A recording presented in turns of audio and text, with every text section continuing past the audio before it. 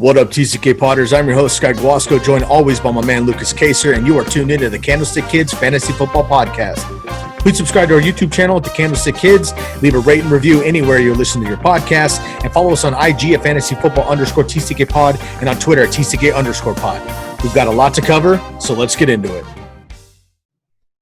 What up, TCK Potters? Welcome back to the program. Very excited today. We have my very, very good friend and brother, Chris Benevides, all the way from the East Coast, coming in from the Commish Fantasy Football Podcast. Y'all know him very well. He was on the 200th episode. He's been on episodes before that. We did an in-depth interview with him earlier in the season. If you haven't checked that out, make sure to do that. We're going to have another one because before recording, he and I just realized that we have a very in-depth love for music as well. So we'll have to have a non-fantasy football conversation again real soon. But right now we're going to dive into a tight end premium mock draft to wrap up tight end week. Before we get into that, though, let's check in with Chris. Chris, how are you doing, buddy? It's been a while since you've been on the TCK pod. And I have to say, man, and I mean this in the most loving possible way I can say it, you're a little more svelte this time around. You've dropped a few LBs. Are you on that TB12 workout plan or what, my man? You look great. Thanks, man. I appreciate that. Yeah. All right. So first off, I'm officially on the keto diet. I've been doing it for probably 3 months, dude. I'm down 25 pounds. So I know that you and I are shouts out to keto diet. Definitely. Yeah. I know that you and I are both on sort of that health kick, and just stayed in shape. When COVID hit, quarantine happened and I was, crushing quarantine snacks. So I gained like 20 pounds in like a week and a half. So that fucking sucked.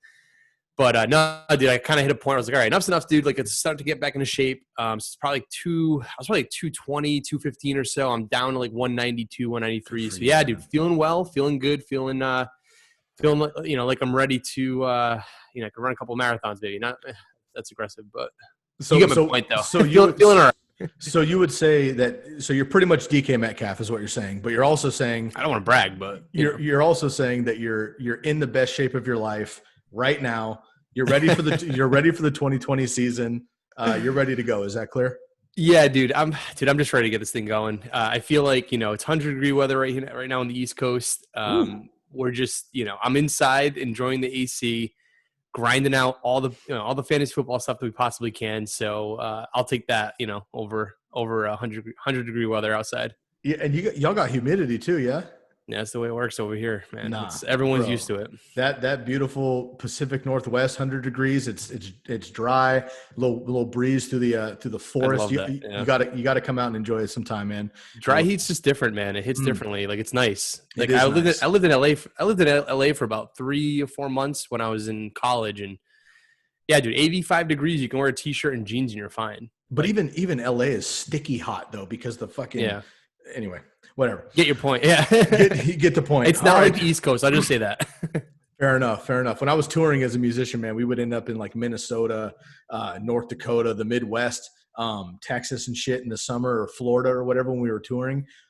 If we didn't get out in time, man, it was brutal. Yeah. It was brutal. So, all right, y'all, let's get into this. Episode 235 of the TCK pod. We're going to be breaking down a tight end premium mock draft. I've got up here on the screen for the YouTubers, per usual, we've got the Fantasy Football Draft Wizard. Again, I have to say this because I feel it's professional to do so. They are not a sponsor yet, but Bobby and Tags, if you're hearing us, Kyle Yates, throw us a package. We'd be much appreciated. Feel free to jump on. We're using this all the time. Now, I'm going to break down what we're going to do for the league here quick, and then, Chris, I'm going to ask you kind of what is the benefit or what are the differences in a tight end premium league? What does a tight end premium even mean for that position of things? So get your head around that for a second as I break this down. So again, folks, we're going to do a redraft. So this is 2020 season here. Scoring, we're going to do full PPR. We have a snake draft. We'll have 12 teams. We're going to do a randomize here in just 1 second. You see the roster construction: 1 quarterback, 2 running backs, 2 receivers, a tight end. I was thinking about doing a couple different tight ends, but we're just going to do 1 for here. 1 flex and 5 bench positions, no DST or kicker for this draft for the sake of time and the podcast. Of course, we have all the ECRs wrapped up, ready to go, and the ADPs for all the most popular sites to help us get the most concise ADP and ECR ranking once we get into the draft. I'm going to randomize 3 times. We'll check in with Chris, and we will get going here. So if you're unfamiliar with this draft app. First of all, I think it's my favorite when I'm doing podcasts, when I'm doing individual apps. I know sleepers out there, ESPN, CBS, Yahoo, whatever. This is my favorite because it's so quick, it's so fast, it's easy. Again, not a sponsor. I just love it, and I want to bring value to you. So what you can do is, because I pick 12 teams, I can pick any position in here I want. So if I know that I've got the second pick, I can set it up that way, mock that way. If I know that I'm the 10th, I can set it up that way. Or you can randomize to just see what happens. So we'll do 3. We got the first position. We'll do 2 more. Randomize again. 9th position and 1 more, and we'll go with this one. 2nd position. So, of course, we're not going to go tight end right off the bat, the 2nd position, but that might help us out go tight ends or double tight ends on the back end. So let's see what we can get into here. Chris, while this is loading up, man, give me your thoughts in general on the tight end premium load for drafts in general. Do you like them? Do you not like them? Have you participated in a few? How do you feel about tight end premium in general? Yeah, so the Dash premium leagues, I'm actually all for them. I find them to be quite interesting. So my home league, and the more I sort of wrap my head around it, we're actually more of like a QB premium league, right? So we give a half point per throwing completion for all of our quarterbacks. Obviously, a standard, 6 points for throwing touchdowns, but we also do 1 point for every 20 passing yards, not 25, which I think is normal in most leagues. Mm-hmm. So when we talk about like a tight end premium league, again, I like it. I think it's cool. It gives a premium on tight ends, which typically are, kind of a fucking waste dump after, 5 or 6. So, it kind of props up those dudes that don't get much love in the draft. And so you have to think about drafting strategy a bit different. But again, like any other league, if whatever your structure is broken into, just make sure you know what that structure looks like and draft accordingly. So I think if you do that, everything kind of, evens out properly. So yeah, I'm all for tight end premiums. Although to be fair, I've never really done one outside of mock drafts. I would like to get into one. That'd be pretty fun. Yeah, fair enough. And to your point, really quick before we dive into this, what we are going to do, if you're unfamiliar with tight end premium drafts, no matter what you're scoring, you give at least a half point, maybe a full point extra per reception to the tight end position. So if you're in a non-PPR league, you might give a full point per reception just to the tight end position. If you're in a half point PPR for everybody, then you're going to give a full point just to tight ends. If you're in a full point PPR, you might give a 1.5 or 2 to the tight end position. Now, what that tells me immediately is guys like Kelsey, Kittle, Andrews, Ertz, even Darren Waller, if he returns as he did last year, those guys are going to fucking skyrocket, obviously, right? But also what it gives us is that bottom tier tight ends who just are kind of like, Jared Cook, Mike Gesicki, Jonnu Smith, Blake Jarwin, some of those like on the fence, Hayden Hurst, Austin Hooper, those guys that we're on the fence about, all of a sudden they become more attractive in the draft because they have more value, right? So if you give 2 points for receptions and a tight end gets 50 receptions, which is pretty average for a tight end, 50 receptions on a season, all of a sudden you're talking about 100 points just from receptions alone. That's a big advantage, obviously.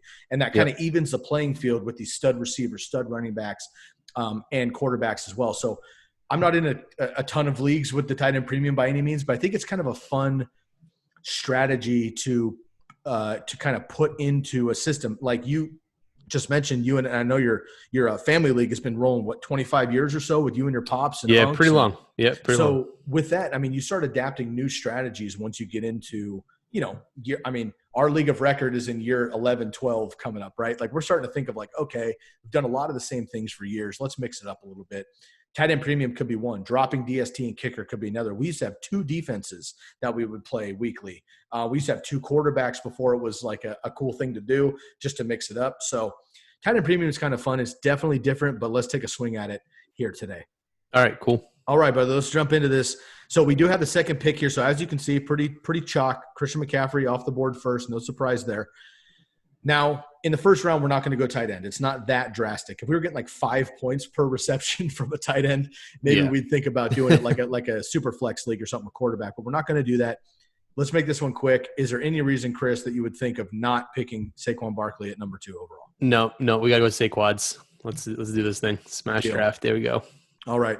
We'll knock it out here. So, Chris, per usual, Chris and I are sharing a team. So we are drafting together for one single mock draft, which we'd like to do here to share this. All right, let's take a look and see who's available. Travis Kelce off the board, but my man, GK And your tight end in the Regime League, my tight end in my heart, George Kittle. We are in a tight end premium league. Now, before we jump into tight end, I want to take a look at the rest of this league to see who's available to make sure we definitely want to go tight end here. I can check out the cheat sheets in here, okay? Obviously, the quarterbacks. Todd Gurley, best available running back still. We have Saquon, not worried about that. Nope. Wide receivers, Allen Robinson, Kenny Golladay, Mike Evans, Juju, DJ Moore. Great value, obviously, with the tight end, but or wide receiver, we do have a pick in just 3 picks right now. And then George Kittle, Zach Ertz. So I'm going to turn it over to you, Chris. And because we're doing tight end premium, do we just smash George Kittle here and then hope we get one of these receivers? Or do we grab a receiver right away because you like one of these guys more, must have, and then just hope George Kittle comes back? And then if he doesn't, do we have to reach for Zach Ertz? How would you play this position here on the turn? Because we do have another pick in just 2 picks. Yeah, this is tricky, right? It sounds like it shouldn't be tricky, but it could be tricky because the way it's set up, we could definitely we could definitely stash a bunch of tight ends, right, and hope to get and like basically stream tight ends, right, in our tight end spot, and we can flex a tight end later in the draft. But it seems to me like, I mean, George Kittle's sort of a no-brainer inside of, especially in a league like this where the way it's structured. I'm not even necessarily like worried about the wide receivers on the board because there's plenty of them. Like there's plenty of upside. Obviously, this mock draft, it went running back heavy. So the fact that we even got Saquon is great. I say we just go with the next best guy who to me is going to end up as the tight end 1 this season. So. Love that, my man. Love that. Yeah. All right, we'll go with George Kittle here. Now, if you're unfamiliar with this and you're watching on YouTube, of course, podcasters, I'll break it down for you best I can, as I always do. On YouTube, though, you can break this down here, right? So this is the ECR. So the ECR has George Kittle as 17th best. Now, that's overall, right? Overall ranking. He's got 17th best and then 21st worst. So he's right up in that.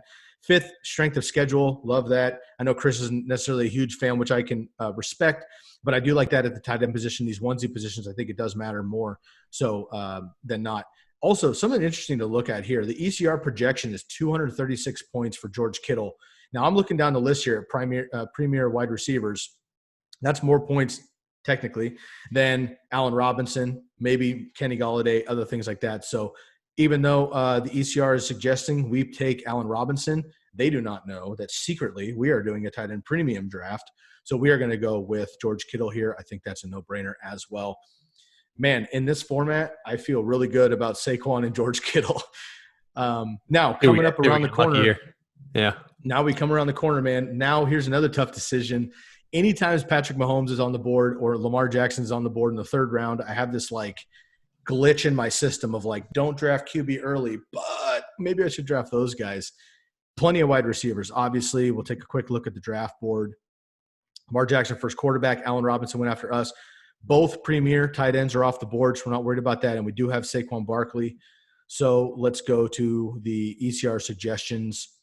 A lot of options here, man. Are you thinking we should go Patrick Mahomes here and go early tight end and early quarterback, or do you want to start boning up on some of these wide receivers?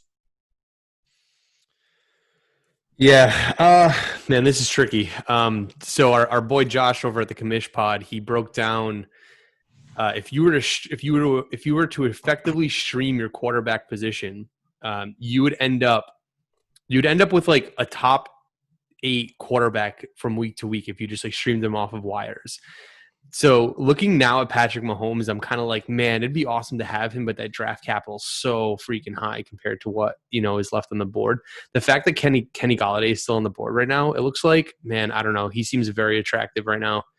6'4", the guy is going to have Matt Stafford likely for the whole season, hopefully. That offense just looks a lot better. Kenny Golladay would be my choice, but what do you think? I agree with you. And as much as I do love me some Patty Mahomes, I would have to go Kenny Golladay as well. If I consolidate the wide receivers here for ECR, Kenny Golladay is the top wide receiver via ECR here at number 8 collectively. How do you feel about your I assume you're a Tampa Bay fan at this point. How do you feel about Mike Evans this year? Chris Godwin off the board already. I think Kenny Golladay and Mike Evans are similar receivers with what they're able to do.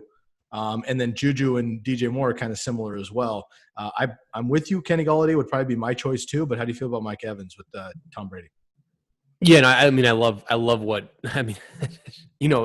I love the entire environment, right? I love Mike Evans. We talked about him on the Commish pod with our ECR rankings. We basically have Chris Godwin going 7, I think 7 or 6, and then we have Mike Evans just 2 spots later. I know a lot of people are fading Mike Evans just because, like, for some reason there's this like made up fantasy that Tom Brady can't throw the ball deep. I don't know where that's coming from. He is a very productive downfield thrower, and Mike, and like again, they have a good offensive line. I think they'll be just fine, and Mike Evans is able to get it down the field. So I just think right now Kenny Golladay is in a better passing situation. That's going to be that will likely produce more fantasy points for the 2020 season. Again, it's like I think we're splitting hairs here to be fair, but Kenny Golladay would probably be the guy I go with. I like it. Let's go with Kenny Golladay as well. Tom Brady 7th in the NFL last year in deep ball completion percentage. Maurice Jones-Drew was on record on Good Morning Football suggesting that Tom Brady's going to throw 55 touchdowns next season. I don't, dude. He's got all the weapons. I wouldn't even be shocked. I mean, Bruce Arians is going to let him chuck it as much as he wants to. He can do whatever he wants. He's going to go to the line and be like, all right, I'm going to call an audible here. It's like Gronk. Just do what you want and put your hand up. Perfect. Exactly. Perfect. I love it. All right, man, let's get back to the draft here. We have Saquon Barkley, George Kittle, and Kenny Golladay. We do not have a quarterback yet, but we have one of each other position. Let's take a look at the rest of this. Look at this. If you're looking on YouTube, you can see the draft board here. So Patrick Mahomes goes right after us. Makes sense. A lot of receivers. All the receivers go after Kenny Golladay here. Zach Ertz and Mark Andrews also go. So us having the opportunity to double up on 2 stud tight ends, in my opinion, is out the window. Darren Waller would be the next one, I guess, but maybe in the 5th round we can consider that. I wouldn't do it right here. Handful of running backs left as well. Saquon, of course, a running back able to carry our team, but we should look at another running back as well. I'm just going to go position by position right here. I'll go to the cheat sheets so we can see these tiers. Too early for Dak Prescott, I would assume, correct? Yeah, definitely. Okay, we can wait on that. Now, running backs here. So here's who's available according to ECR and tiers, right? So Chris Carson, James Conner, David Johnson, Mark Ingram. Wide receivers, DJ Chark, Tyler Lockett, Terry McLaurin, Devontae Parker, DK Metcalf. Then we have Darren Waller, Evan Ingram, and Tyler Higbee on the other side. We got pretty much on the turn here. We got 2 picks in 4 total picks. I'm thinking we should go wide receiver or running back, and then Darren Waller if he doesn't get picked. If he does get picked, we'll just get a running back and a receiver. Chris, I'll turn it over to you for one of the picks, and then I'll make the next one. Okay. So again, we talked about this on an episode that we recorded recently that'll go on the Commish pod, and you can repurpose that one, obviously, if you'd like to. I'm not in love with Chris Carson. I'm not in love with James Conner. I think the only guy like I would really kind of consider just based on volume is David Montgomery, but we can probably punt on him for now. We'll probably miss on him is my guess, because if we're going to go Darren Waller in the 5th, which I actually agree with, to me, I like the DJ Chark pick. He's kind of my dark horse for a potential top 12 finish this season, just based on the gain script. We could also go Tyler Lockett just based on the efficiencies with Russell Wilson. I'm just not in love with the running backs right there. I think with the fact of having Saquon with that spot locked up, we can probably get like a Kareem Hunt, a Cam Akers, a James White later in the draft and be fine with that. So my guess is, let's get that solid wide receiver pick here. And I'd probably go DJ Chark or Tyler Lockett here. Cool. I'm going to pass on Tyler Lockett only because, again, I just think the DK Metcalf becomes that new there for Tyler Lockett. He's been amazing. Yeah, that's fair. But he's had limited competition since Doug Baldwin went out, and DK Metcalf kind of took about a half to get going. Last night, actually, on NFL Network, NFL Network in general, they have been playing kind of a recap of the NFL playoffs last year, and I watched every play of the Eagles and Seahawks playoff game. Carson Wentz went down with the Clowney knee to the back of the head, or the helmet to the helmet, concussion. DK Metcalf, dude, 160 yards. He was fucking smashing. He balled out. Smashing. And after the game, they had some pressers, and DK had this great play. And basically they were, Lisa Soldier was like, hey, did you know this play was going to come to you? Blah, blah. He's like, yeah, as soon as he called it. I mean, Russ kind of just gave me that look. and he knew he was going to chuck it. And Russ threw this fucking ball 40 yards. DK caught it, Willie Mays style, if you will, and ended up beasting into the end zone. And I think that's going to happen more and more moving forward. So I'm going to pass on Tyler Lockett. ECR actually has him one spot higher for the percentage, but they have your boy DJ Chark at 21, Lockett at 22. I'm with you, man. Let's ride the Minshew train. I'm going to go with DJ Chark. I think that's a great second number 2 with big-time upside.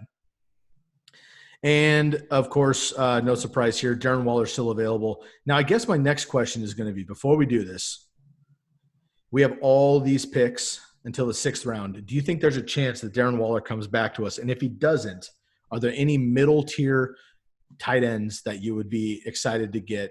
Or if we don't get Darren Waller this round or next round, we punt and we just pick up like two more, so 3 total tight ends of that, like, Hawkinson, Fant, Goddard, Jonnu Smith, right. Doyle, Blake Jarwin tier. Yeah, I mean, dude, like there are some there's some great tight ends that stand out. Yeah, it's a tough one, man. Like, we could go Darren Waller and see some good volume upside. Like, outside of Henry Ruggs and I don't even know. Hunter Renfrew's going to be the guy. They say that's what I'm thinking, right? Josh Jacobs is supposed to get more work in the pass game, but we hear that every year. They did bring in, or they have Washington, of course, still, and Jalen or Washington starters in Kansas City, but they have Richard, and they drafted Lynn Bowden as well, who's kind of a hybrid wide receiver. Sure. So, Brian Edwards, I think, out of South Carolina, another rookie receiver that they drafted, I think is going to be a fucking animal too. So Darren Waller is kind of a push for me. I'm looking at these running backs. I want to bring this up again because they're all going to be gone, I think, after this next 2 rounds. Yeah. Other than maybe Singletary, maybe Ingram, maybe David Montgomery. But, again, James Conner, while he's healthy, even if it's for 6 games, is going to be a bell cow. So let me ask you a question. On this one, on the running back one, if we were to peel this apart, I actually agree with you here. I would probably, even though it's tight end premium, I feel like there are good tight ends still left. We do have George Kittle too, so we're pretty dialed. Dude, that's what I'm saying, right? It's like, all right, so if we need to beef up on the RB spot, I guess who do you like better? Do you like David Johnson or James Conner? It's kind of tricky. For me personally, I would like James Conner. I would. And here's why. I understand he's had the injury concerns. David Johnson has also, though. Mark Ingram I love, but I think we can get him in like the 7th maybe. And then we're going to get J.K. Dobbins eventually anyway because I just have this if we get Ingram, we have to get J.K. Dobbins kind of a thing. David Montgomery can fall a little bit too. And I think David Montgomery's got the most upside of this entire group, but he's going later, right? Just because we don't know what's going on with the Bears offense. Sure. I personally would go with James Conner because, again, while he's healthy, he is going to be the bell cow. Mike Tomlin wants a bell cow in Pittsburgh. They drafted Lil Bug McFarland, but honestly, I don't see – he's not the actual handcuff. I don't think – James Conner does things that nobody else on the team does other than Benny Snell. Benny Snell's not good. Jalen Samuels is the pass-catching back. For me, while they're healthy, Big Ben is back. The Steelers are kind of obviously have a lot to fucking recover from last year.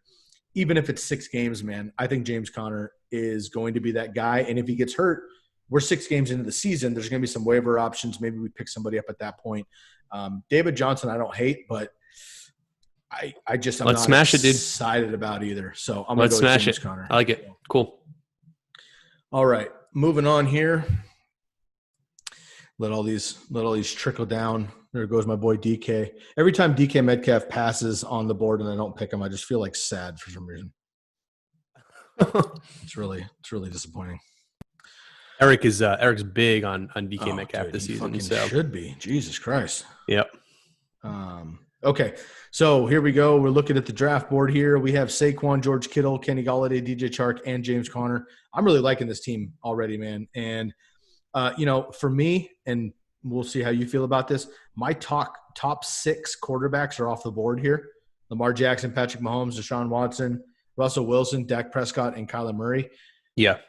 I don't need to have Josh Allen, Tom Brady, Drew Brees.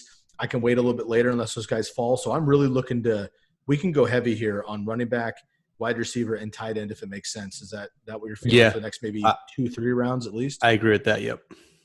Okay, great. Yep, I agree with that.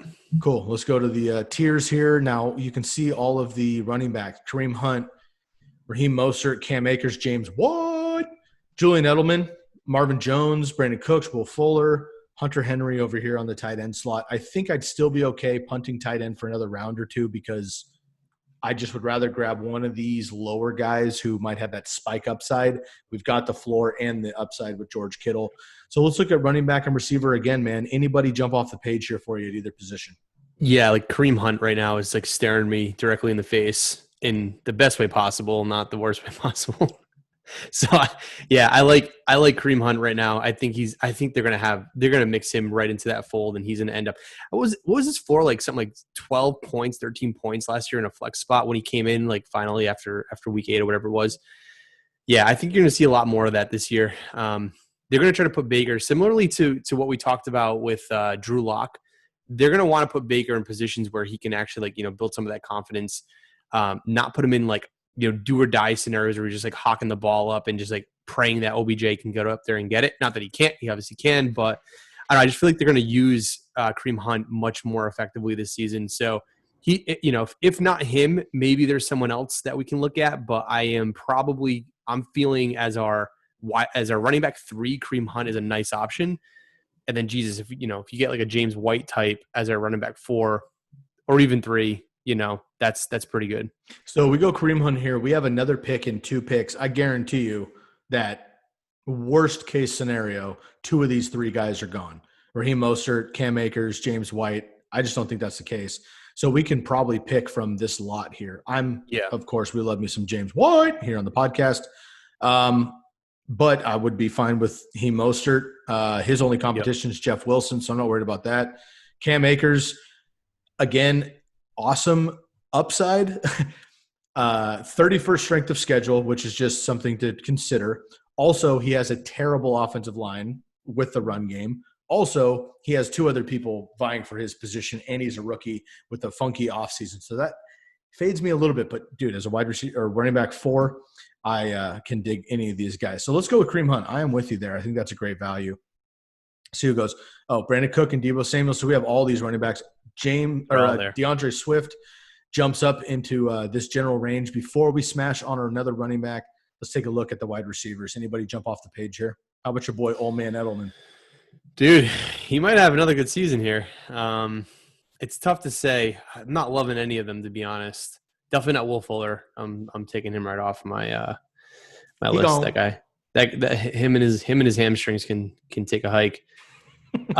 Dude, I was really high on Christian Kirk, but I'm starting to fade him. If you look at the splits with DeAndre Hopkins in Houston with his other wide receivers, they're basically non-existent, right? And it's not just because like Will Fuller is literally non-existent on the field. I don't know, for whatever reason, like DeAndre Hopkins is like a black hole of like he's a true super alpha receiver. Yeah, I mean he's Michael Thomas. Exactly. And before Juju, it was Antonio Brown. Julio Jones before Calvin Ridley. Now Christian Kirk, I think he's a very talented receiver. Yeah, I'm not sure that he's Calvin Ridley or Juju Smith-Schuster. I agree with you. Yep. I'm with you there. Lucas loves some Julian Edelman. I like him. Yeah, I think there's a chance. Honestly, let's go to the draft board here. There's a lot of picks, so it's very unlikely. But I think there's a chance that Julian Edelman falls. If not, there's still plenty of wide receivers left. Yeah. For me, we have 3 stud running backs already. A 4th one would lock up the position, in my opinion. We can look at a couple wide receivers. We got a quarterback to grab, another tight end or 2, and I feel really good about this team already. Yeah. I to be fair, man, I think if he's still there, I think James White's still there. Kind of like James White. I like the upside on the PPR game. James White, of course. And I also think they're going to be utilizing him quite a lot. He's basically CMC light on the Patriots. Obviously not CMC productivity or volume, but just like Tom Brady used James White, Cam Newton was also very favorable towards the running back position over the middle. So that's his role. We like to call him James McCaffrey here on the here on the podcast. Really quick, 30 seconds or less. How do you feel about these 2 rookie situations, DeAndre Swift and Cam Akers? I like him a lot. I just think that there's a lot to be known. I don't know. I just rookies are going to be great. If anything, I would probably end up taking Cam Akers over DeAndre Swift right now. Just the way that the way that role, I think will evolve. But I'll take the veteran over the rookies. Got it. And Mostert. Dude, love him. I just don't know what's going on there. Like, I don't know if they want to give him the workload or if he's too old or the injuries. I don't know. There's just like a lot of question marks with Mostert. Yep. I would just mention that I was watching the NFL breakdown of the recaps of the pro season. I also watched the 49ers and Vikings game, which was excellent. In that game, late, the Niners were kind of pounding on the Vikings. There was a punt, and the Vikings punt returner, I forget his name, but the ball bounced off his chest, and Raheem Mostert was there to fucking drill his ass out. Jesus, and he recovered the fumble, and that basically led into another touchdown for the 49ers, which pretty much iced the game. Yeah. But this whole Raheem Mostert thing, he's not like normal running back bitching about his contract, right? This is like he's been a special team gunner his whole career. And then he finally was like fourth string. Guys got hurt. He eventually got a chance and fucking beasted, obviously. So he's basically just like, look, dude, you're still paying me as a special teams player, which is fucking you and my salary, right? Yeah, right. Like, pay me as an NFL running back, dude, because if Jimmy could fucking make that pass to Emmanuel Sanders, not that I'm bitter, the 49ers win the Super Bowl. And if that's the case, Raheem Mostert would have got a huge payday just because it's what happens, right? Like, think of the way we're talking about Damian Williams right now because the Chiefs won the Super Bowl. If they lost the fucking Super Bowl, we would not be talking about him because CEH is involved. So exactly, I think everyone just needs to calm down. They're going to pay Raheem Mostert. Everything's fine. Tevin Coleman's not as good. Jerick McKinnon's not going to last. Jeff Wilson's going to be a great fucking late-round sleeper. And they have 2 UDFAs there in San Francisco as well. So Niners are just fine. All right, bro, let's take a quick look at our roster here.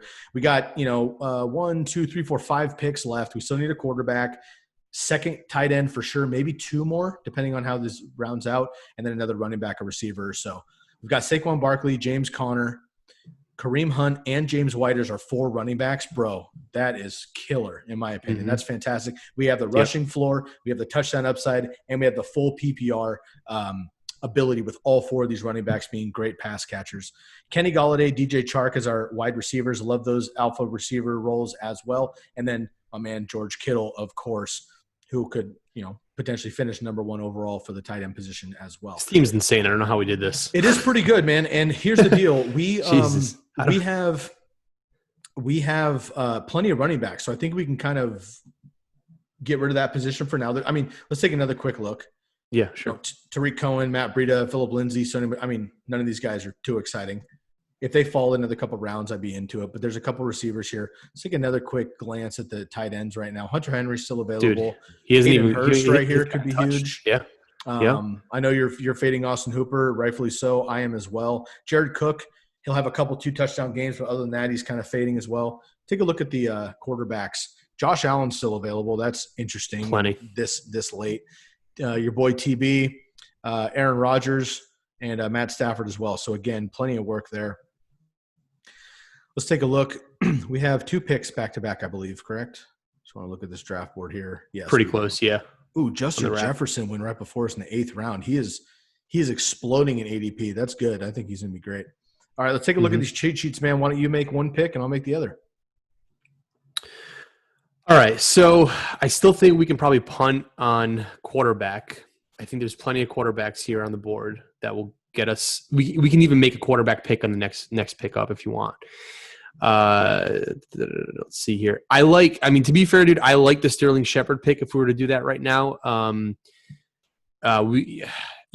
think so. I think he's going to step into that Golden Tate role. We talked about this on your 200th episode, right? Like, I think he was a wide receiver 20 in terms of points per game, short of getting hurt. So, if he sustains that, he's a top 20 wide receiver. And right now he's going off the board in the, what round are we in? Like the 7th or 8th? 8th, yep. 8th round. So I like that. We could also go tight end here, right? So at this point, having Hunter Henry as your tight end 2, potential flex spot play, not terrible. I mean, he's a guy that would, have upside in receptions, pending staying healthy. He's probably the best tight end off the board in terms of volume right now. How do you feel about Hayden Hurst? Just because he's got the big talk and go to Atlanta, and you and I have recently talked about tight end position and things. And again, just if he gets that Austin Hooper workload, I think he could be a smash. And maybe we just grab him in the next round. But there's also another thing too here, and I'll just throw this at you that I'm kind of considering, because Josh Allen is still available. Now there's plenty of quarterbacks. I understand. I'm down with like 8 of these guys. But because he's still available with the rushing upside and everything else, we could potentially go quarterback, whoever it is, tight end, whoever it is, on this turn. And then literally just the next 3 picks after that, we just do running back and receivers, because there's a lot of handcuffs in here we could grab. There's a lot of high upside wide receivers down here that we could grab. I don't hate Sterling Shepard by any means. I'm just saying, like, if you weren't super confident in it, because there's so many mouths to feed there. We do have Saquon already for the Giants. Could be interesting. Darius Slayton had a great kind of rookie season. Golden Tate is there as well, Evan Ingram. So if you want to go Sterling Shepard, we totally can. I'm just kind of thinking outside the box that at this point with this team, we could just lock up a quarterback, lock up a second high upside, high volume with a tight end premium again, with that volume there. Position. I'm going to look at Austin Hooper, not as our pick, but look at his production the last couple of years in Atlanta. Let's take a look at this on the screen, YouTubers here. So in 13 games last year, he had 75 receptions, almost 100 targets. That's insane for a tight end, frankly. Almost 800 yards, 6 touchdowns. Love that. He had a career high across the board. If that becomes Hayden Hurst, that is a steal. I mean, if our tight end in the tight end premium league is getting 75 receptions on top of what George Kittle's able to get, just lock in the win. Yeah. So all right. So I'm happy we are talking about the Hayden Hurst thing. So I do like Hayden Hurst. I'm going to preface the Hayden Hurst pick, or a potential pick. Anybody that wants to pick Hayden Hurst. So this is basically, it comes down to a narrative that we don't know is going to pan out one way or another. And so what I mean by that is, so again, our boy Josh over at the Commish, he broke down a great sort of numbers driven narrative that suggested that for every 7 tight end targets is where you get 1 running back target. Okay. And so what I mean by that is that the reason that you likely saw the Austin Hooper target share go way through the roof is because Devonta Freeman basically became non-existent in the Atlanta Falcons offense in that particular category. And therefore you saw a swing towards Austin Hooper. And that's very indicative of that type of breakdown, right? So the 7 tight end targets to 1 running back target. And so now you have to think, okay, what narrative is going to play out likely in Atlanta? Is it going to be Todd Gurley steps in and becomes Todd Gurley of old of sorts, right? And hoard. Yeah, you're right. Exactly. We just don't know, right? Does he hoard up those targets that likely would go to a Hayden Hurst, or do they not do that, right? Does Hayden Hurst actually come in and eat up those targets? I feel like I'm fading the Hayden Hurst pick after hearing Josh's argument, and likely leaning towards Todd Gurley will likely see some of those PPR upside. Although again, I'm not entirely sure, just because like if the arthritis thing is real, I say real, like I'm really questioning whether it is or not, dude. Like I really think the arthritis argument was really like a mental lapse. Like this guy just like faded mentally, right? Since the NFC Championship game. All right, I'm going to digress real quick, but like I don't understand how the best running back in the league is non-existent for the NFC Championship and in the Super Bowl out of nowhere. Just like never heard about his knee once, and all of a sudden just doesn't exist. So I don't know. To me, it seemed like more of a mental problem than anything else, not like a knee problem. Hayden Hurst. It all affects Hayden Hurst. I don't know. I think that's the big question mark. That's why I'm fading him a little bit. I'd almost like rather go Hunter Henry here instead of waiting to get Hayden Hurst. And then I'd almost say like I would rather have Tom Brady than Josh Allen right now. Got it. I'm going to ask you really quick. You and I have kind of gone back and forth on previous episodes, and I know that you've mentioned it on your podcast, and I'm pretty vocal about it on our podcast. I am not somebody that values strength of schedule and fantasy strength of schedule to the point of insanity where I'm drafting a running back 8 spots heavier because he has 4 more positive games than somebody else, right? Like However, at the tight end position and the quarterback position, and especially DSTs, I think it matters the most because it's one single position. And with quarterbacks, if you're playing a secondary that is just fucking beastly all over the place, like that is a problem for your quarterback, period. I don't give a shit who you are. Like Patrick Mahomes, Aaron Rodgers, Tom Brady, Drew Brees, these guys have been shut down. Russell Wilson, they have been shut down per certain opponents over the years because it's just a bad week. That's why fantasy football, that's why we stream quarterbacks. Sure. Tight end, the same thing, all right?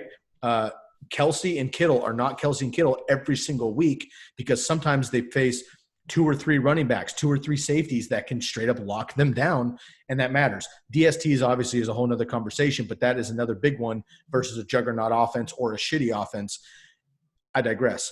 Chris, I want to get your take really quick, and I know this is kind of a rabbit hole, so we don't have to go too nuts on it, but I've referenced you and the Commish crew a number of times on our podcast of like, you don't necessarily put so much value into that with drafting where I do.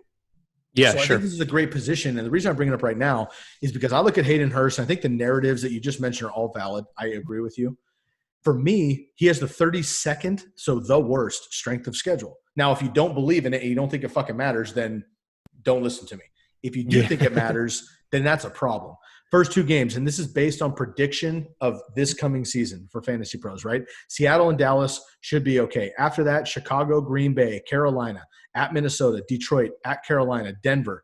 If you're looking at the screen, all these reds, those are negative or like bottom 10 matchups against the tight end position specifically. Also, I want to take a look after this. After the bye week, they've got at the Chargers in your fantasy runner-up game, and then they have at Kansas City in your championship game. The reason I bring those up is because they're outside, and we know that Matt Ryan and the Falcons in general, like Drew Brees and Matt Stafford and many other indoor teams, struggle outside, especially at a place like Arrowhead Stadium, right? So I'm not going to not draft a player because he plays the Chiefs on the road in the championship game of the fantasy team.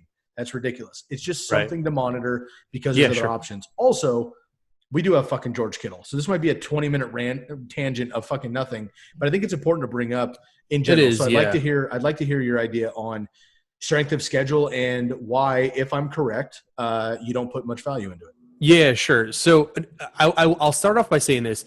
It actually is important to kind of peel back these layers because when you're in the middle of your draft, you don't have time to think about all of this stuff, right?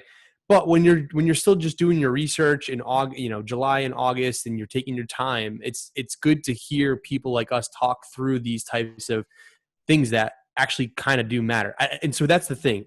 To me, they do matter. How much they matter, I think, is where we differ. I will say this. I've only done research. I've only pulled the numbers for strength of schedule as it applies to a team's win or loss percentage, right? And so this is overall team. It's actually not necessarily based on fantasy impact, okay? So what I mean by that is, and I have it in one of our episodes in the Commish pod, and I don't have the numbers in front of me.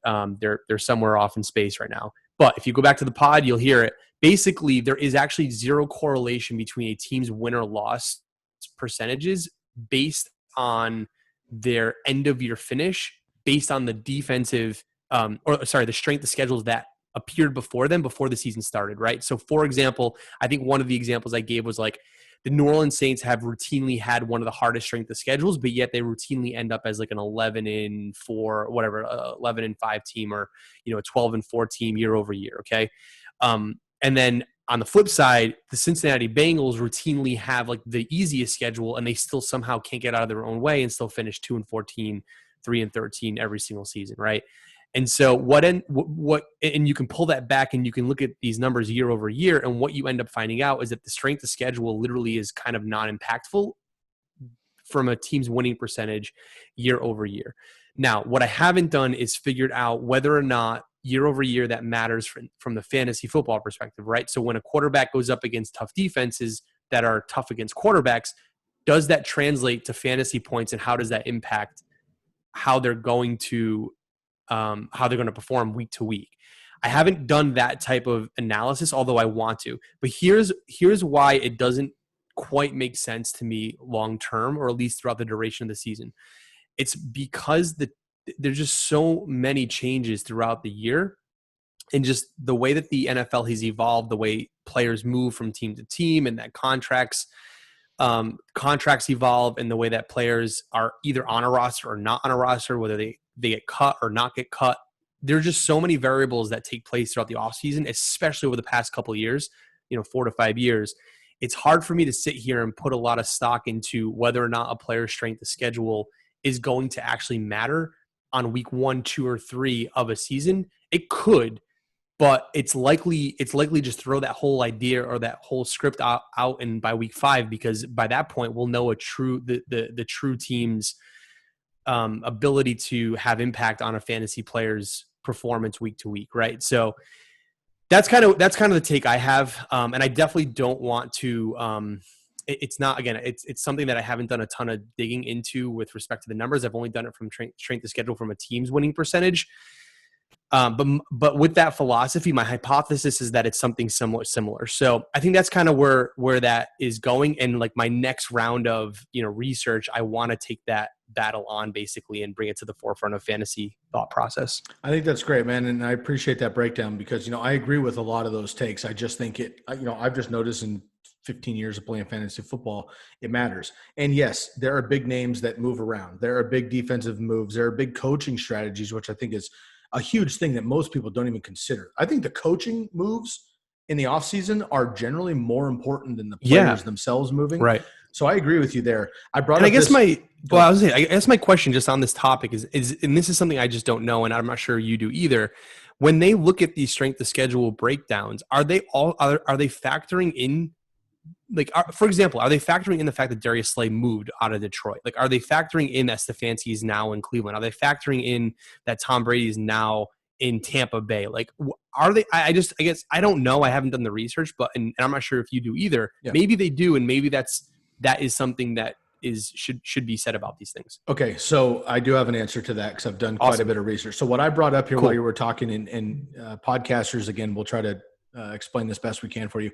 YouTube, you can see right here on the screen. Now, this is a spreadsheet that I've created just for our own records and things here. This is all of the strength of schedules that I have broken down here for fantasy football and things, right? But this is the NFL. This is straight up NFL. This is all based on opponents' combined 2019 record. So this is last year's finishes, right? So this is based on last year's numbers, which I think is the argument of strength of schedule doesn't matter because there's so many changes, yada, yada. This list is that. This list is it doesn't matter because it was last year's shit and there was a draft and all these other things. But according to last year's win-loss percentages, the Ravens, who don't need any help, have the best fucking schedule coming into this season, okay? The Patriots, who could use some help, have the worst schedule. Now, I think we could both agree that regardless, the Steelers are going to win 13, or the Ravens are going to win 13 games. And the Patriots are probably going to be 10, 11 maybe if Cam stays healthy no matter what, depending on this. But the Jets, the Dolphins, probably the Lions, the Cardinals, maybe the Rams, these teams are going to struggle with that strength of schedule. So that is trouble. Now, what I will bring up, and I'll just share one of my old spreadsheets here that we worked on from previous episodes. Let's see, where is it here? It is right here. Give me 1 second to bring this up. I was not prepared for this conversation, but I think we're off on a tangent, but it's an important one. It's an important one to have here. So sure. And we'll get back. We only have about 3 more picks in this draft. I'm not worried about that. Yeah. Just let this load here really quick. So this is a snapshot. Again, if you're on YouTube, you can see these, and you're welcome to screenshot and steal these. Anybody that's watching this, no problem. Coming up though is the snapshot of the quarterback, running back, wide receiver, and tight end strength of schedules. So I'll just let's take the running backs right here, okay, for example. So Washington technically, now this is based on this year. So this is the prediction of this year. So this is with all the players moving, the NFL draft happening, the coaching changes, the coaching schemes that are going to be put in place for the particular opponents. So Washington has the best schedule predicted for the running back position. Okay. Buffalo has the worst depending on the opponents. Then on this side right here, this is the playoff schedule. So the Buffalo Bills have predicted the worst schedule from like overall over the season and weeks 14, 15, and 16. Okay? This is awesome, dude. Like I'm looking at this here. So, all right, this would be a great start to like what I just talked about in terms of like doing this type of analysis. Mm-hmm. I think what we would have to do with this type of research, and if for those of you who are not looking at this from YouTube, I highly, highly recommend you go to this episode on YouTube to see this chart because it's incredible. It's like a Christmas tree. Mm-hmm. So this is what I would say to this chart is, all right, this is exactly what it looks like before the season starts. We would need to go through every team and their opponents for every category of position and do like the plus minus when they hit that team from week to week. So like Washington is going to be playing whoever on week 5. All right. And so before the season starts, I think they're 6. That defense is ranked 6 against running backs. No, it's the 6th best matchup for the running backs. Right. Yeah. You would have to figure out if they're still the 6th best matchup when that time happens, and then do the plus minus differential, and then come up with some kind of correlation to understand whether or not these numbers are truly representative, or are they representative in the first quarter? Are they less representative in the last half of the quarter? Like so on and so forth. Like I'm sure that there are things that will come out of an analysis like that once you pin it together from to reality as the season goes on. Another great thing from this is, you could just take it. Let's just take a random team and then we'll get back to this, I promise. But let's just take the Green Bay Packers. Okay. They have the 17th predicted. So middle of the road, the 17th running back schedule. Okay. For Aaron Jones, AJ Dillon, Jamal Williams. But in the playoffs right now predicted. And again, I understand this is 16 weeks later, but preseason in the playoffs, they have the 9th best. Okay. New England has the 16th best overall for the season, but 3rd best in the playoffs. The reason it's important to look at this shit is I understand a lot of things change. Many things will change. Running backs will get hurt. Quarterbacks will get hurt. Offensive linemen will get hurt. Defenders will get hurt. People will get traded. Coaches will change things up. I understand all that. I'm not drafting based on these charts. What I am doing is taking a look at like, oh shit, New England. Kind of a rough start to the season, right? 8th best matchup, but then 18th, 24th, 9th, 27th, 27th, 10th, 22nd. But during the playoffs, 10th, 8th, and 11th, really solid right there. So maybe it's something like if Sony Michel's worth a shit this year, he's somebody that's going to struggle because he does anyway. But I know that during the playoffs, he might be free on waivers by that point. He might be free in a trade pickup where I could gobble him up. Maybe James White doesn't catch fucking 80 balls, but he might in the playoffs because that's what they do. Right. So again, just trying to get a general overview. And Chris, you mentioned this in the beginning of the episode, like when you're preparing for your drafts, that's when these charts matter. When I get into my draft, I'm not sitting here being like, Arizona's 5th best, but Carolina is way down here, right? They're the 29th. So I'm going to go Kenyon Drake over Christian McCaffrey. That's not what I'm saying. It's insane. Yeah, of course. But again, it's a synopsis. And again, we have every position here broken down, which helps just tremendously. This is great, dude. Yeah. And the whole reason, sorry to cut you off, the whole reason I brought this whole thing up and we're on this fucking tangent is I looked down here and I saw this weeks ago and it made me nervous. This is Hayden Hurst, dead last for tight ends at the strength of schedule. That's a problem for me. Okay. So I'm looking at 20th, 25th, 8th, 23rd, 12th, 28th, 7, 10, 27, 26, 24, even in the playoffs, 11, 22, and 16. Not sexy, right? Somebody else like let's take your boy Asiasi. Devin Asiasi. Who's nobody's going to draft. But if I look at the very end of this in the playoffs, he's got the number 1 predicted schedule, right? Sure. Depending on that particular matchup and set of teams that he's going to play. So it's not the end all be all, but I do like this, dude. It doesn't get enough rep for me in fantasy football. Yeah, I do like the breakdown. I think it does tell part of the story. I think that's a little bit of what I was trying to get at with the percentage of wins or win percentage for NFL teams. But I do think that we need to collectively, dude, this would even be an awesome project for just like a TCK Commish pod to every week go in and try to figure out what was reality based on hypothesis from the beginning of the season and break that down. And then by 2021, we'll be the fucking dudes that can either, support this or not support this as the season goes on, because there is something there to this. Like there is something to the strength of schedule, how much that fluctuates from week to week based on positions and from team to team will say a lot, right? It's like, maybe this is less, maybe this is the quarterback ranking charts are less sensitive because quarterbacks are quarterback. Like the quarterback is who they are, as opposed to running backs who are much more, dependent on game script, as an example. So there's just a lot of things that, we can probably pull out of that as the season goes. Yeah, and again, we have done on the TCK pod, Lucas and I have done many episodes breaking down fantasy strength of schedule, NFL strength of schedule, pre and post draft, NFL draft, but maybe Chris, you guys are, obviously I can send you these charts. You're welcome to use them and doing your own analysis on it, or you and I can jump back on and do just a full, strength of schedule breakdown. And maybe we can just get it for recording and see how we feel about things. But I think that would be a good call. All right, man, quite the tangent, but let's get back to this draft. We can just bust out the next 5 picks here pretty quickly. You're mentioning Sterling Shepard. ECR has him as the 5th overall pick in this group. Plenty of quarterbacks left. Another tight end late. We can do that later.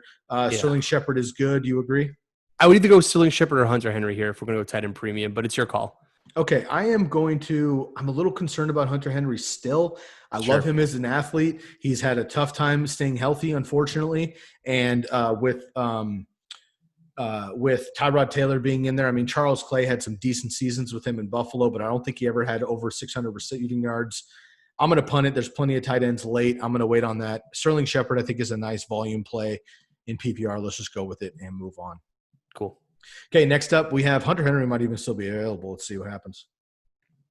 CeeDee Lamb, Mike Gesicki goes ahead of Hunter Henry. So for me, it's tight end or quarterback. We have Josh Allen, the Tom Brady, Aaron Rodgers, Matt Stafford group, or Hunter Henry still. At this point, dude, I would be down to take a gamble on Hunter Henry if you'd be open to it. Otherwise, I'm looking at guys like Jonnu Smith, Blake Jarwin, Jack Doyle. So huge upside, but not a great floor. Hunter Henry might be a perfect floor for this, and then we can just grab a tight end later if you're down. Yeah, either that or because, I don't know. What do you think? We're going to lose a quarterback here? Do you think we're going to lose the Tom Brady, Josh Allen, Aaron Rodgers bunch? We're going to lose Josh Allen for sure, and I'll tell you right now what the computer thinks, because computers are numerically smarter than us. So right over here, this is a really cool tool that Fantasy Pros has for the Hall of Fame package that Lucas and I have access to. So Allen, it predicts. Now, this is not necessarily going to happen, but this predicts Josh Allen. I can go to quarterback specifically. Josh Allen is 99% likely to get picked before our next pick. So we're going to lose him for sure. Tom Brady is 58%. Matt Stafford, 70%. Aaron Rodgers, 58%, but then everybody else. So it's really kind of a toss-up between the 3 of those guys. Josh Allen's definitely going to be gone if we don't pick him. Do you have one of these 4 guys that you have to have? If not, one of them could fall into our next pick, or we could go with the later round grab. Yeah, no, I actually like the next round of the next round of quarterbacks here. The Daniel Jones, Roethlisberger's, even Cam Newton, dude. I think he seems to be on a bit of a mission here. Ryan Tannehill, I like. Mayfield, Goff. Yeah, there's a lot of guys here. We can wait on them. Yeah. All right. So tight end. Do you want to go with Hunter Henry then? Let's do it. Okay. Let's do it. Yeah, I'll take a gamble on him. Take the upside on him. Love it. Let's take a look. So it looks like Aaron Rodgers went and Josh Allen went, but we still have your boy TV. We could do that just out of respect if you'd like. I'm okay with it. Or Matt Stafford, and then of course that entire next tier.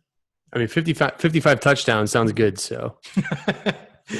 55 touchdowns does sound good. We do have another pick in 2 picks. I just want to take a look at the landscape here real quick. Wide receivers. Are there any wide receivers you have to have? Let me some Preston Williams. Marlon Mack, who I think is still a starting running back for a few weeks, is on the board. Take a look here. Let me take a look at our roster real quick. We need a quarterback still. We have 2 more bench spots. Draft board, cheat sheets. Take a quick look.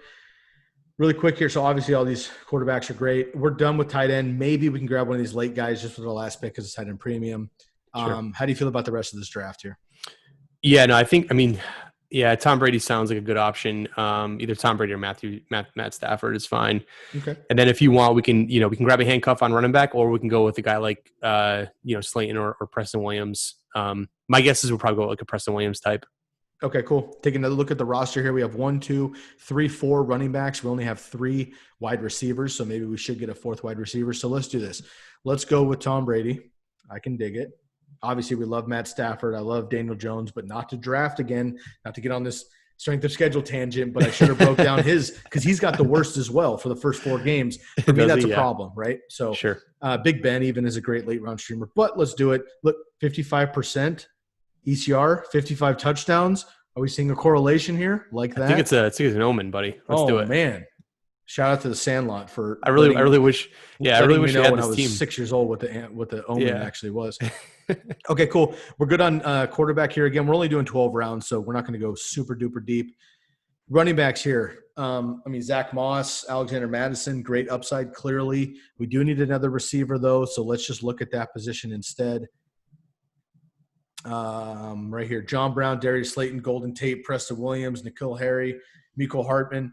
Who are you feeling, man? I'll let you make this executive decision. Everybody on the TCK knows who I'm picking, but you're the guest. Feel free to make the call. Yeah, man. I feel like we have a lot of New York Giants on our team already. If we go Darius Slayton, I think he'll have a better season than Preston Williams, but I love Preston Williams. So if we're going to go wide receiver, let's go with him. Love it. Let's do it. Go back here, get Preston Williams. Then we have one more pick. Maybe we should go tight end one more time. We'll let you do that. Now we're going to go against ECR because I'm feeling frisky. But John Brown, I think big boom bust, but obviously he's number 2 now with Stephon Diggs. And then these 2 wide receivers, I think could be fine. Darius Slayton's actually, I think, still my favorite Giants receiver. But we do have Barkley and Shepard. That's the thing. I do like Darius Slayton as well. I have him pretty high this season. Okay, last pick, man, at least in this draft with just 12 rounds. Let's start to run out and see how we're feeling. Maybe a third tight end to swap in just in case Hunter Henry doesn't work out. That might be a smart move. Sure. So as you can see, if you're watching YouTube, this just happens very quickly as far as the mock draft goes. And I've seen that, honestly, I think this is kind of the most accurate mock drafting in general to like real shit versus sleeper that's just fucking insane. Okay, let's go with the cheat sheets here. Again, I'll let you make the last pick here. You don't have to go tight end, but if you want to, there's the list. Yeah, sure. I mean, dude, I love the Hawkinson pick. I think he's going to be a premier tight end on that offense. Cool. Over Smith or Doyle, who we know is going to get the work. Like Jarwin's got a lot of hype. Eric Ebron touchdown machine should be. They're all, dude, honestly, they're all a bit of a coin flip here. I mean, like, I can create narratives in my head all day about Jonnu Smith, about how fucking beastly this guy looks. He looks like DK Metcalf mixed with, like, A.J. Brown mixed with fucking Derrick Henry, who's massive. Like, he's like another dude made out of chisel out of stone, I should say. And then Jack Doyle obviously has another good narrative, like, with that offense and the way that Hunter Henry was used in, with Phillip Rivers. So it's kind of a crapshoot, dude. I think they all have good narratives. I'll take T.J. Hawkinson. He's proved it. Matt Stafford, they're going to be throwing the ball a lot. I think it's a good pick. 57% likelihood from the ECR as well. That's going to round out our draft. We got a solid A, my man. Nice job. Sweet. I like it. So 94 out of 100. I'll let Chris kind of run through the roster here in just 1 second. Again, I always preface, even if it's good or it's bad, I don't take a ton of love and likelihood into the Fantasy Pros draft grades because they basically grade you on how you pick toward their ECR. We did have a couple outside picks, right? We had Sterling Shepard. We had James White, who was lower. We had Preston Williams, who was lower. We picked a third tight end, which just doesn't happen, frankly, in drafts most of the time. But with a tight end premium league, dude, I think this is a stellar team. Chris, why don't you please run us out here going through the actual team, and then we'll get out of here. All right, cool. So, we had quarterback. We had Tom Brady at quarterback here. Saquon Barkley as our RB1, James Conner as our RB2, Kenny Golladay as our wide receiver 1, DJ Chark as our wide receiver 2, George Kittle as our tight end 1, Kareem Hunt as our flex spot, and then on the bench we had James White, Sterling Shepard, Hunter Henry, Preston Williams, and TJ Hawkinson to round it off in our tight end premium mock draft.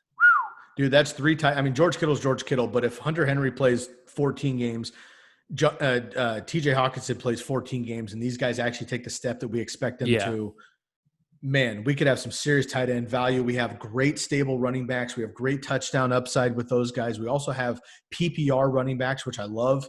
And then our wide receiver core is studly. In my opinion, I think we have two number ones for sure. Preston Williams, I think, could be the true number one above Devontae Parker. Yes, folks, that's correct. I said that.